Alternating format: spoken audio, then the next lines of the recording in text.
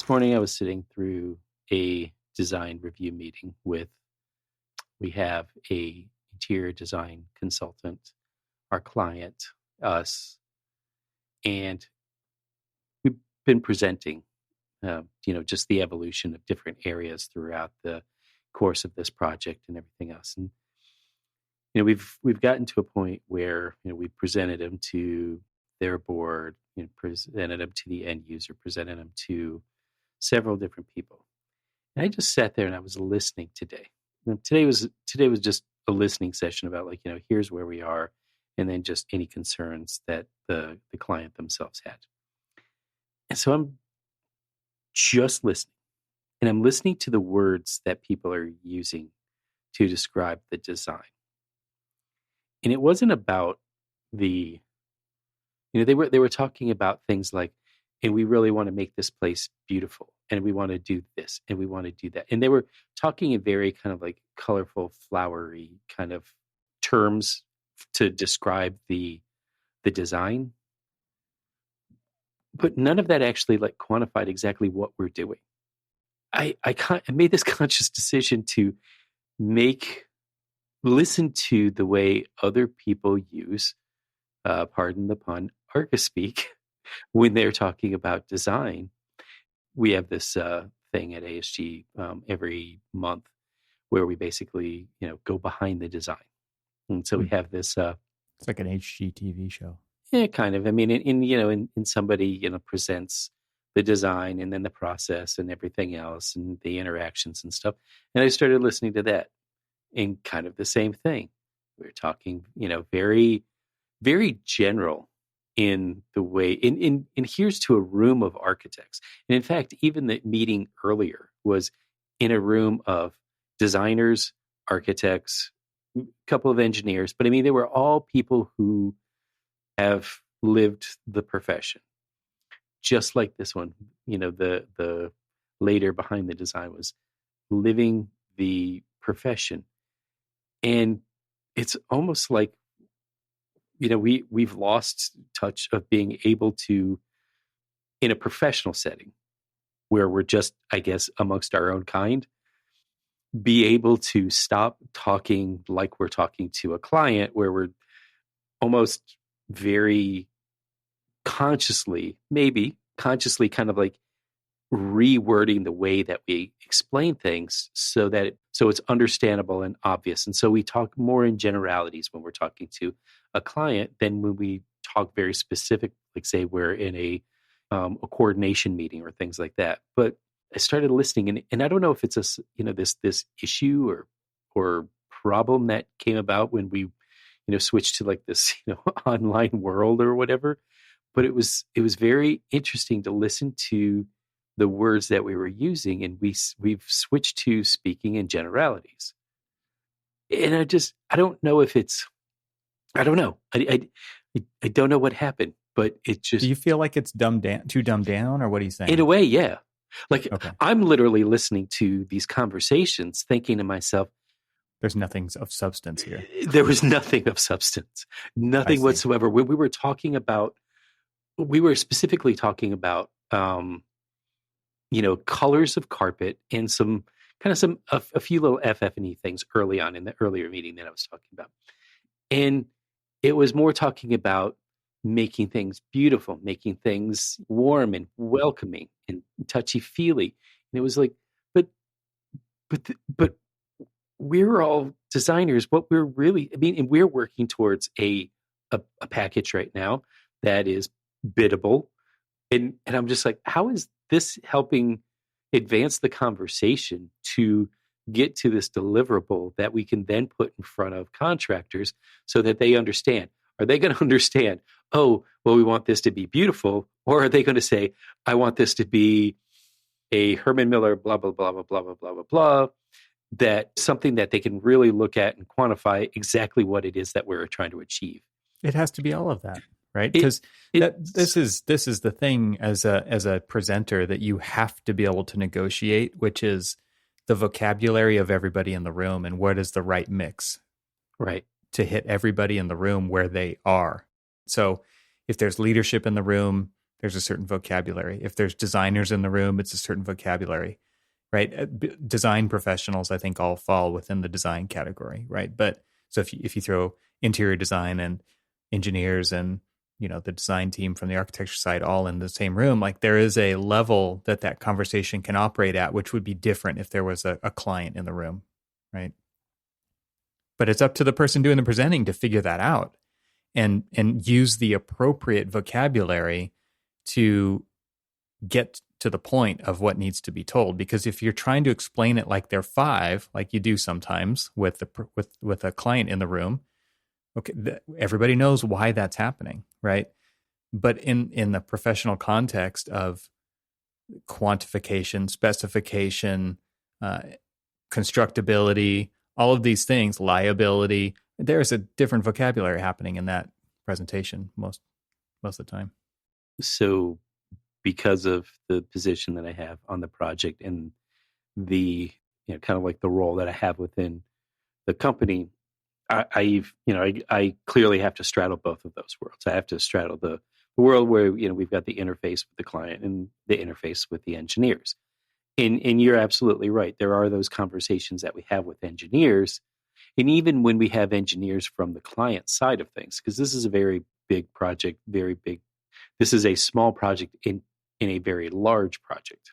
And so they've got their own team of architects, engineers, and everything else. And so when we're talking about and coordinating with that, we go through, a very technical, as my wife, who's heard and, been sitting in the background when she's listened to this, and she's like looking at me like, I don't know what any of you guys said. They were words of English, but they were arranged in a way that no one could understand them except for you people. Right. But that's true for any profession, right? Right. But I mean, but I guess I was just I was noticing the way that we were talking in the actual, amongst designers, and wondering why we were speaking in such generalities, why we were speaking, I guess, dumbed it down. It was dumbed down to a point where, like, to me, at this stage of the project, we weren't really going to get anywhere. We weren't going to get to the places that we needed to get to. But what's worse in this particular case is when we did start to, because I was, kind of frantically chatting in the background with other people who were on the call. And so I even said, hey, they're really hyper focused on some of this, some of the finishes and the colors of things, where we're really needing to talk about the actual, the interior design. And they're really talking about interior decorating. And we've got to get to a point, we've got to get these decisions made so that we can get that documented, so we can get those. So is this an issue of the people doing the presentation don't know that information, so they can't convey it? Or is it that they don't have enough practice speaking in front of groups like this? Normally they're just talking to themselves in their own little silo. Like, there's got to be some insight that you have into that. Well, so it's interesting. This particular case, every single one of these people are senior level designers, architects, engineers. So they all know. They should. They've got the qualifications to be in the room. They all of them have the qualifications to be in the room and to be in the conversation and to really kind of. But even it was really the client who was somewhat driving the dumbing down of the conversation about really focusing on things, when we kept trying to bring it home to specific, not generalities, but very specific things. And they kept kind of like, well, we'll talk about that later. And you're somewhat thinking, well, when is later coming? Because these conversations need to happen. And all of our presentations of late have been more focused on generalities. Well, because, you've got to be able to make decisions, right? And that's why these meetings happen, is so that everybody gets on board or not, right? Like, this is, we know we're going the right direction, or we know we're going the wrong direction. Which one is it? And all of that, you do have to be able to get as specific as you can, right, in those moments, so that everybody understands where things are and where they need to go. And you cannot do that with generalities except for at the earliest stages.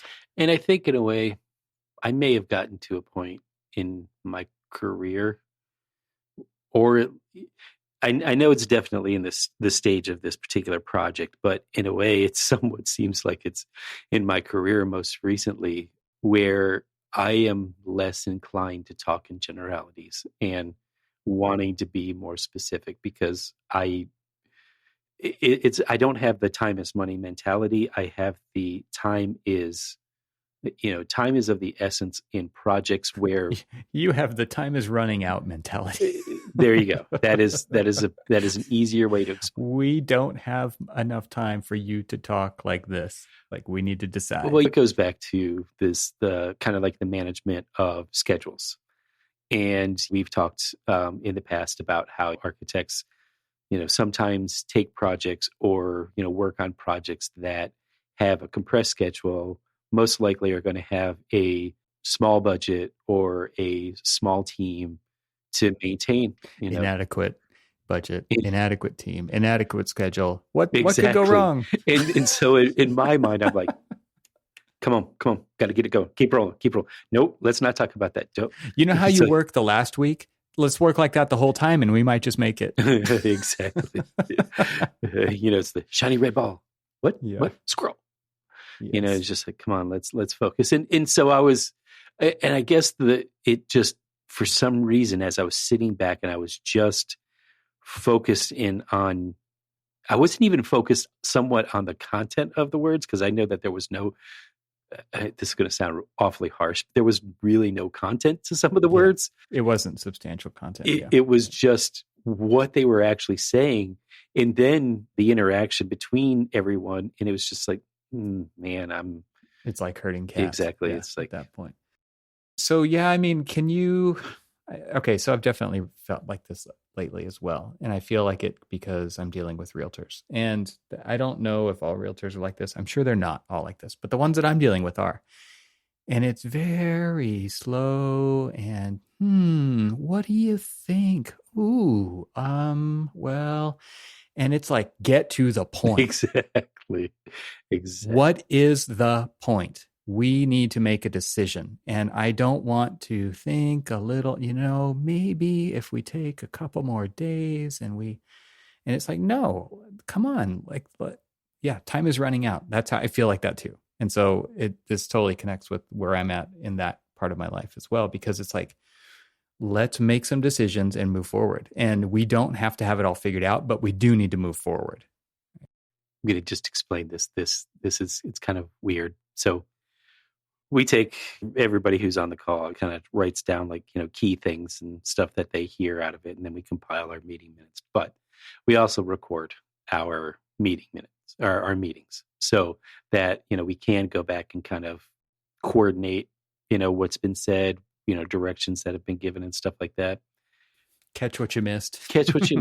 And you want to talk about frustrating is when you go back and you talk about these, when you go back and you listen to all of these and you're just like, it is double pain, because not only did I sit through the meeting that it was somewhat painful, but now I'm listening to it again and I'm still not getting any of the information that I need.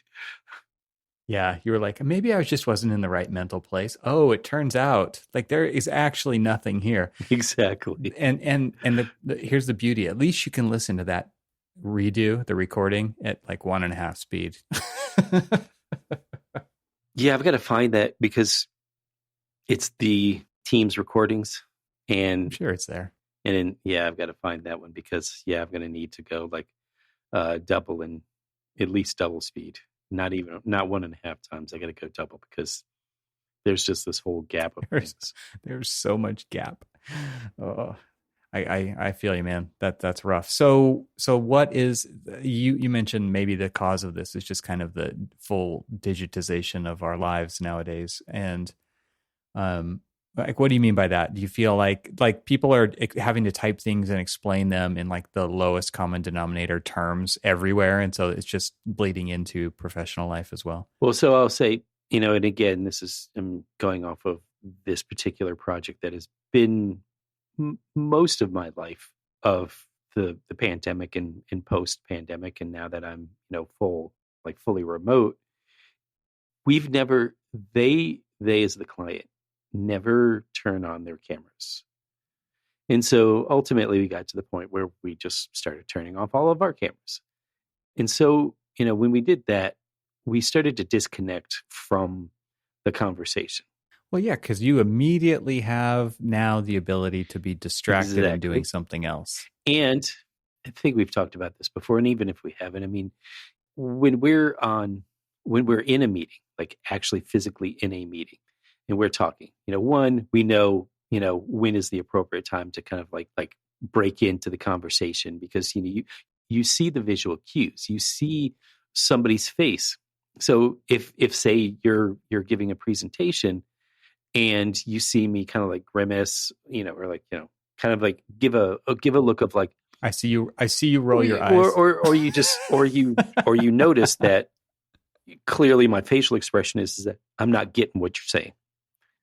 And you would stop and you would like, are you picking up what I'm putting down here? Exactly. Cormac? And so you would stop and you would engage and you would say, hey, Cormac, I've noticed that you don't, are you following? I mean, do you understand what I'm saying?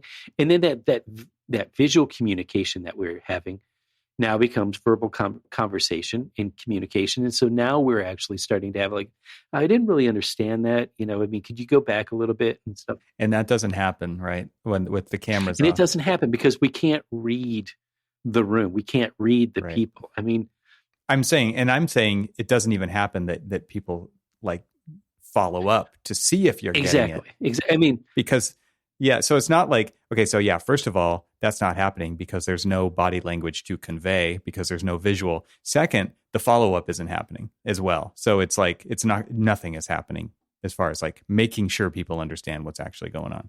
I personally, and yes, even when I'm guilty of not having my camera on, I will pause. I will say, does everybody understand what I'm talking about? You give them a chance. You still have to rely on them to do it though. And then of course, you get the crickets and and you wonder, it's like, okay, is anybody paying attention to me? Because, again, it's easy enough. So I will say, okay, Evan, I need you to do this. And then of course, then I see you come off of mute and you say, can you repeat that again? I didn't hear you, or my own personal, favorite. I'm sorry, you were breaking up. Can you repeat that again? Yeah. No, you weren't breaking up. Right. I wasn't paying attention. And it's right. And it's just this evolutionary, this quick evolutionary change in conversation and communication. No, it didn't. I mean, it's just like when you're in the room, when you are kind of like face to face with somebody, like they can't see if I've got my phone in my hand. They can't see if I'm, like chatting on another screen. They can't see any of that. They can literally just see, am I paying attention to them? Am I like, is this a two-way conversation? In the room, you're forced to be in that moment. And this has taken us out of the moment. And so maybe when we're talking about things, we do kind of break them down because we are hoping that at least breaking it down to kind of like the lowest common denominator will get them to at least understand and acknowledge whatever we're going through. But then you and I have talked about this a little bit, just in the past. It's like, each of these meetings now have to be curated. If I want to talk to you about all of our stair detailing, I have to curate and create slides or pull up drawings and pull up the model and all this other stuff and really kind of curate the conversation. And it's not as fluid as everything else. And so, like I've got 30 minutes of your time to talk about stair railing details and just be very concise about it. And it's just not as fluid anymore. Can I share I grabbed a screenshot of friend of the show, Laura Teagarden, had posted this on an Instagram reel, and it was a screenshot. She shared a tweet from Adam Grant, who's a great Twitter follow. And here's what he said. And so I'm not sure where this citation is coming from, but I believe it when I read it. Time in meetings has more than tripled since February 2020. Nearly a third of meetings are unnecessary, wasting $25 million a year for every 1,000 people. Hmm. I hate to say it, but I feel absolutely that is true. Yeah, right. Well, so look at your calendar right now and tell me what hour has not been booked, because I'm sure if I said what hour is booked, you would probably say all of them. And if I say what hour is not booked, you're probably going to be hard pressed to find one. It's funny is because you had mentioned, it's just like, hey, I think, we could probably record a little bit early. Well, it's funny is because that early got away from me because it stacked up at 1, 2, 3, 4, 5, 6, 7 meetings. All except for one of them was an hour long. How many of those could have been emails? The one that was more than an hour was an hour and 45 minutes. This is just on the scheduled time. So now if I'm in those meetings, if I'm in 7 meetings where each of those meetings are 7 to, that's 7 hours. Actually, it's 7 hours and 45 minutes is what I was scheduled for meetings. Just today. Meetings. Just meetings. So when do you get work done? Exactly. And that's actually what's costing. Why? Because then we have to factor all of this stuff in. And this was, I swear that, this wasn't the intention of this conversation when we started. So we had one of those meetings was actually a very needed meeting because we were talking about this submission. We were talking about, the schedule. We were talking about, whether or not we're able to meet the schedule. Do we need to request a little bit more time? Or how are we doing, especially now that we're getting into the holiday, period and things like that. Not just holiday period for us, but holiday period for our client as well. You know how you know it's holiday period? Because the stores say so. True. But I mean, so it was very interesting because there was a poll taken, and that poll was basically, asking, hey, when do you think that we're going to be able to finish this project? And people were giving like a democratic vote. Oh, it was it had getting on the pulse of the team. I get it. It was a democratic vote based off of everybody understanding the project enough to be able to give an honest assessment. Realistic answer, not the one that was given to you. Exactly. Yeah. Of where we actually are. Where is our percentage? Where is your percentage, Evan Troxel? What you've been working on this. Where do you really feel we're at? And how long is it going to take for you to be, not only get to where we think we should be per schedule and also be done? I mean, you kind of have to do that like every week, right? Because that adds just one more meeting to the 7 that I already have throughout the day. But thank you. But you said it was a valuable meeting. Well, this one was, yes. Because, and the reason why I say that is because, these were people that were helping, making sure that we were getting the help that we need if we weren't thinking that we were going to make it to the finish line as, prescribed in our schedule.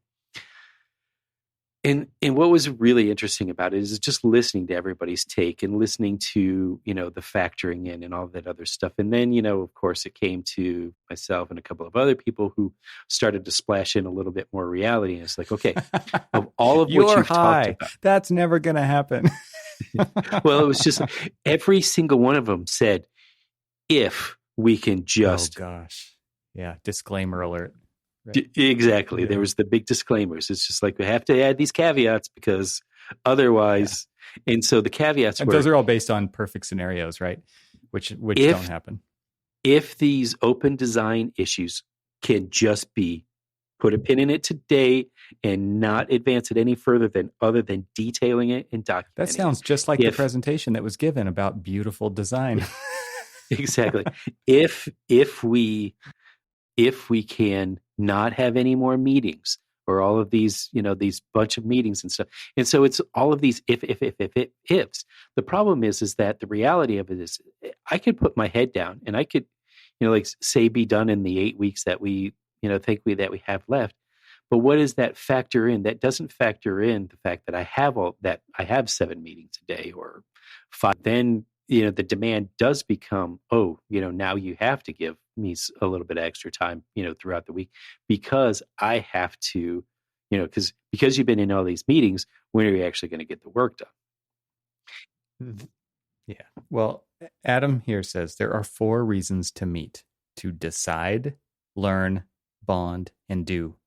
If it doesn't serve one of those purposes, cancel it. Going back to, I love the meetings are all like a weird mix of those things, right? There's never like one. It's never a clear cut answer. So we always come in with, a relatively set agenda of things that we want to accomplish. And we literally, it's almost like a little checkbox. We talked about this. What is the resolution that came about this? And more times often than not, especially like with, the meeting that we had earlier today, where it went to more flowery conversation rather than hard decisions made about spaces, that all of that agenda has been pushed into the ether of, potential. Right. Well, that's what happens, right? Well, if the purpose was to decide, but the actual presentation was for you to learn, what happens to the decide? Exactly. It gets and so those are the things that, adding the slice of reality to the, realistic sandwich there, we start to realize that, okay, say for instance that we, put it at, and we need 8 weeks of work. Okay, factor in time off, holidays, meetings, QA/QC, which everybody seems to forget, kids, bathroom breaks, lunch, all of that other stuff, everything. And then it's that dose of reality of, it's like, okay, so then when do you really think it's going to get done? Does that 8 weeks become 12 weeks? Does it become 16 weeks? I mean, are you doubling your time because that, but does that doubling of the time, go back to the, does that mean that you're going to have X amount of meetings and things like that, to kind of like blah, blah, blah. And, how does your, and then you throw in the dose of reality of like, well, how does your, the business plan for this particular project, your budgetary constraints deal with like extra hours or extra people to be able to meet the hours that you currently have, things like that. Extra people always works. I think that's the answer, actually, right? I found this Dilbert comic that it basically kind of like summarized some of the things, and in fact, I think it might have been when you were talking about Brooks Law. Thank you. Yes. And it was the talking about, the boss came to Dilbert and said, hey, if we add, more of these people, how much longer will it take, to complete this task? And he was just like, well, I got to do this. I got to do that. I got to do this. I got to do that. He goes, okay, well, when you do all of that, how long will it take? Or he goes, it'll be about as useful as this meeting. Like all of these people will be about as useful as this meeting. So throwing in, because we always deal with the factors like, okay, like I'm going to be, I'll be honest with you for a minute. And I've, been very reluctant to talk about like, this project a little bit, only just because, everybody's feeling staffing shortages. And we're one of them. And so, this particular project, we could we have more people? Absolutely. And so we've currently been putting more and more staff on there to help out. It's just like, oh, this person can do that and that person can do that. And chaos ensues, obviously, because now here I am. I'm walking through a couple of different buildings. I'm like, hey, why has this changed? What decision was made to change that? And they're like, oh, well, I was told. Hey, new guy, why did you change that? And unfortunately, that's the case. It's just like, oh, I was told to make all of the ceilings like this. And I think I sort of alluded to this in a conversation that you and I were having kind of offline. It's just like, okay, well, you made all of these ceilings this way, but did you cut a section through it to really see what was going on? Did you turn on the electrical model? Did you turn on the mechanical model? Did you turn on the structural model? Because when they did, they saw that, oh, that's why that ceiling was doing that. Like, no, it was doing it for no reason. That's why it was like that. It's just like, yes, we made those choices just, out of the blue for no big deal. I mean, it was, we just, sure, let's add a little bit of complexity to it and have a stepping ceiling, I mean, why not? We'll do it for fun. Just for fun. And so then Oh, no. And now it's the undo process. Now we got to spend time undoing all that. Yeah. So this is Brooks' law. I'll just read it so that everybody knows what we're talking about. But there's a caveat to this law in by the who it's named after. The guy himself said it's an outrageous oversimplification, but it captures the general rule. So Brooks' law is an observation about software project management, which I don't think is a whole lot different than what we're talking about here. According to which adding manpower to a software project that is behind schedule delays it even longer. And there's a diagram that goes along with this. And so if you can actually just think about it in your head. If you have two people, there is one line of communication between those two people. And so these two people on a team. Okay. If there are three people on the team, there are how many lines? 3 lines, right? If there are 4 people, there are 6 lines, right? So the more people you add, the more complex the chain of communication becomes. And so to illustrate against your point, which is like people don't know what they don't know. And if they just make assumptions and they don't even talk to somebody, because finding the right person to talk to is incredibly complex, right? Then problems arise that you then have to undo, which actually makes it take longer. And this is once you see it, you can't unsee it. And it does kind of start to make you think like bigger teams are never the answer. You just need more time. Right. in that's, ultimately where it came down to is just like, well, what if we add more people? And thankfully this was a meeting, an internal meeting with everybody on camera. So, and I don't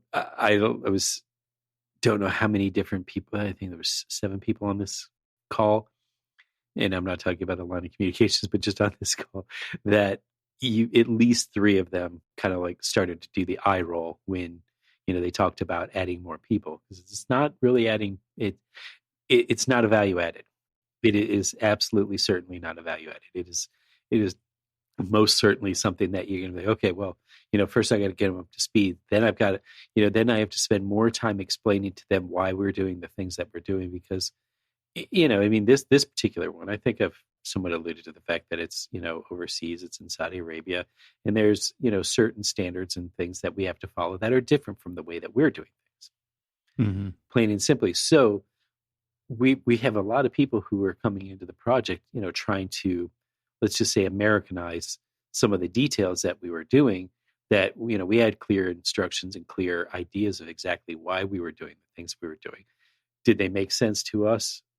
Not originally, but they do now, because we aren't used to adapt. We had to adapt.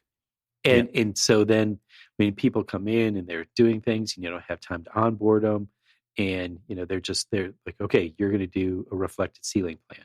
And then they start working on the reflected ceiling plan, and things that don't make sense to them because they're used to doing reflected ceiling plans one way. And now they never really asked, or maybe weren't even told, that there's a different way to do them. And now it's undoing work. And then now you're redoing work. And so now a task that could have taken maybe an extra week by the original designer or the original project architect to do now takes, let's just say 3 weeks, because now you have the original designer, the project architect, the new helper, all working differently on something, and then you're having to reintroduce the project designer and the original project architect to go back in and fix what had been unfixed. Yeah, I mean, just the amount of time it takes to get somebody up to speed, which is like just clearly not going to happen in this kind of a scenario, is something that should be planned for. But again, like, it's just there's not even time for that. And so, what are the chances somebody's going to do it wrong? Like 100%, right? Like it's not going to go well. And it is something that I see it at so many levels within organizations in architecture where they're hiring somebody out of school because they know Revit. And it's like, well, do they know Revit the ASG way of Revit? No, of course not. They know it the them way, which they cribbed together from YouTube videos while they were in school at 3 a.m. Right. And it's like, so when you start to think about like the application of standards, even when you're throwing new people into the mix to the firm, let alone a project, like there's so many levels in which this breaks down completely of adding more people is going to fix the problem. So adding more people is one thing. Do they have the skills? Do they know the standards? Do they have the same work ethic? Are they communicative? Do they talk to people? Do they ask questions when they run into a problem? Like these are all like kind of the soft skills side of things that everybody ignores during staffing meetings, right? Oh, Lord. We could just, did I just open a can of worms? I mean, because maybe. So yeah, exactly. Because that's a great example. Is like, so we staff people who know Revit, who know the software, not how to use the software, not how to intentionally put lines on paper that make sense for what you're doing. They just know the software. So when you ask them, hey, I double click the icon, it opens up. Can you dimension, I need you to dimension this general arrangement plan. Okay, sure. That assumes a lot in that statement, right? That assumes a lot. One, do I know what the general arrangement plan is? Two, do I know what the rules for dimensioning? Yeah. And even if we have up in our general notes a breakdown of what those rules are, do you know what they mean? And do you know that if you dimension from an interior finished face of a wall to the center line of a door, that means absolutely nothing to me? Because that doesn't mean anything to a contractor either. Because they're not going to know where the hell that door's supposed to be. And if you don't know, like that's fine, but at least say you don't know. Now, I am saying that I did start to redline some drawings and notice things like that. But the good thing is that I understand, and that's the thing, that it's, do we have time to use this as a learning experience? Yeah, because honestly, if they don't know, it is not their fault that they don't know. No. But I think I do see that too. I see that from quote unquote leaders where it's like all they do is complain about the young staff and what they don't know. And it's like, well, is that their fault that they don't know that? I think it's probably a combination of a lot of things, let alone like your ability to sit down and teach them how to do it, right? And then you can't complain anymore and they're going to do it right. And it makes everybody better. So I wasn't the one who tested out the dimensioning, and that's fine. I mean, again, I kind of recognized the issue and pulled that person in, and really just had kind of a quick Zoom call with them to kind of. How long did that take? Seriously, honestly, like 20 minutes, 20-30 minutes. Yeah, and basically I sat there and I walked through and I talked about why we dimension things.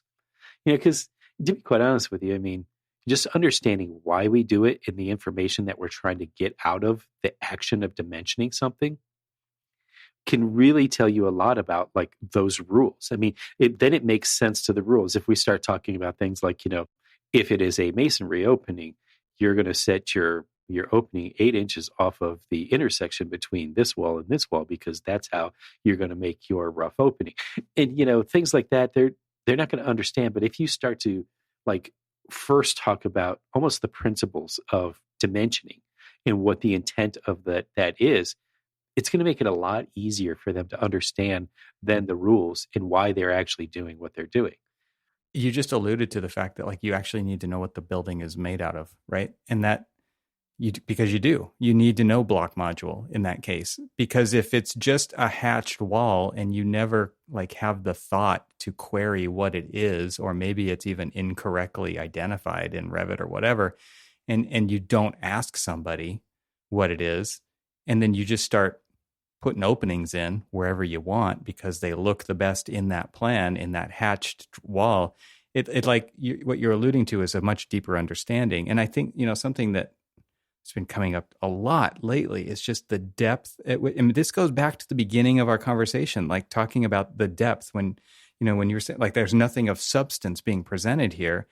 It's the same thing when it's like, okay, there's no time, throw dimensions on the sheet, and there's not even an attempt to understand the depth at which it needs to be considered. And I see that all the time. It's like, we can do this in less time, which also means I can't care as much. Right. And if I don't care as much, it's not going to lead me to ask the right questions, and we're not going to get as good of an output. And man, it's just a total disservice to everybody, because the project's not going to go well. The client's not going to be happy. The contractor's going to submit an RFI. It's going to lead to a chain, like all of this chain reaction that's going to happen, because we're not even willing to go to the depths to understand what we're actually doing. And so, I mean, you said it a minute ago, like there's this idea of knowing what the line is when you put it on the page. And if there's no time to know what that line is, then people are just performing something that a machine might as well do. Somebody down the road is going to guess what that line is. They may or may not be right, but it's going to cost you. It's going to cost you time. It could cost you money, and it could cost you potential, ever working with the client again, if it's something that from the second you put it on the paper, you're assuming liability for that line, right? It's some risk, asset, or liability. Exactly. Yeah. So what does that, it's like, so what does that mean when you're sitting there and you're talking to someone? And so, I gave another tutorial yesterday morning about noting up the roof plans. And I spent less time explaining to this guy who was going to do this for me. I first showed him an example, and I walked through a finished roof plan, and I talked to him about why we identify where the roof curb is, what the roof curbing is, all of that, why we get elevations for parapet heights, especially if we've got like steps in the parapets and things like that. And when you're looking at a 2D plane, you don't know those changes in elevation. I mean, yeah, you can look back and forth between the building elevations and wall sections and things like that. But I mean, there's a rationale behind all of these things. And I walked through and explained to him why. And so this goes back to like that earlier conversation that I had. It's just like, I was being very deliberate in the conversation, the subject of the conversation that I was having.